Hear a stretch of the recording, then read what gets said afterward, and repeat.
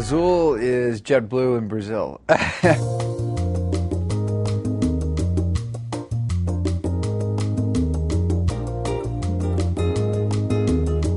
Combined all those elements that we had at JetBlue and put in Brazil. Things didn't end well for me at JetBlue. I wasn't happy with the way things happened, and I was, it was certainly a very painful experience because I felt like it, wasn't handled well, and I always told our people at JetBlue, it's not really what happens to you in life, it's how you react to it. And so, I think a little bit of a drive, I think, of Azul. We were joking the other day that we were talking about February 14th and the ice storm, at JetBlue, and I said, that was the day, you guys, that Azul was born. It wasn't actually started flying on that day, but that was the beginning of Azul. And, there's 2,500 people in Brazil that are thrilled that that ice storm happened in New York, and that a board decided that that's what they had to do, which, obviously I didn't agree with. But you have to look at the positive in everything that comes in life, and you have to say, okay, this is what happened to me. This is how I'm going to deal with it. And, good things have come from it.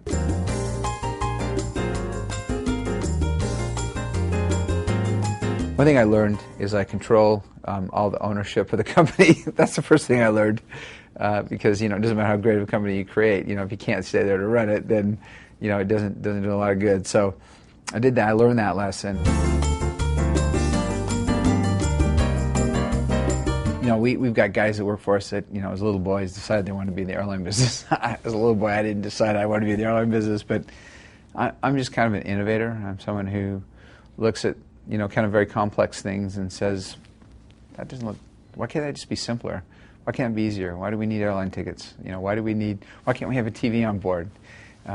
Why can't we fly between these two cities? Why can't we do it with a smaller airplane? And why can't we be more efficient? Why can't we use kiosks to check people in, which is where we started, years and years ago at my first airline. So it's just an industry that needed some innovation and needed some technology, and it was kind of my kind of crazy thinking. Invented ticketless travel back years and years ago, back in the early 80s. Probably because I kept forgetting my airline ticket, and I thought, why do we need airline tickets? And so it's just an industry that needed it, and I kind of got in it. And once I got my 10,000 hours in it, I became more of an expert, and things kind of fell together.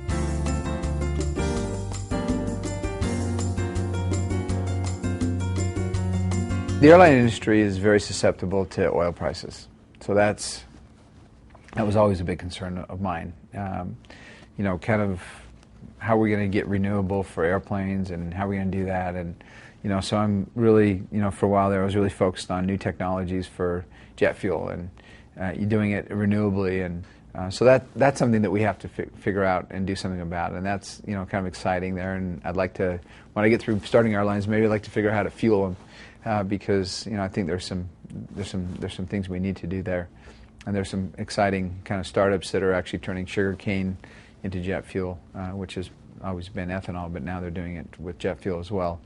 Air traffic control here in the U.S. is a real problem, and the new generation air traffic control systems need to come in. And after that, there's always a better mousetrap.